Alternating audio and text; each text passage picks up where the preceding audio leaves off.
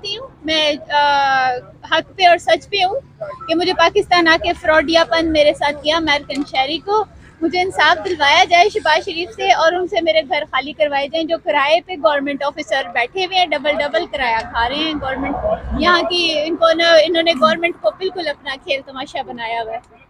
अच्छा तो मैम, अच्छा मैम ये बताइएगा कि आप लोग कौन सी जगह से हैं, कहाँ पर आपकी आपकी जो प्रॉपर्टी है जिसके ऊपर जो है ना कब्जा करने की कोशिश की जा रही है, वो कितने एरिया में है? मेरी टोटल 6 घर हैं, ठीक है।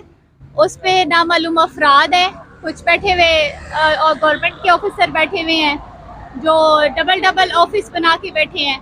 तो मैं जैसे ही उनके पास गई हूँ कि ये तो आपने घर बेच दिया था, तो आगे से वो ये कहते हैं जी कि ये आप यूएसए के या यूके के हैं, अमेरिकन है, तो आप अपने कंट्री वापस जाओ। और मुझे धमकियां साजिश ये लाहौर में चल रहा है। अगर मुझे कुछ भी होता है तो मैं शहबाज शरीफ और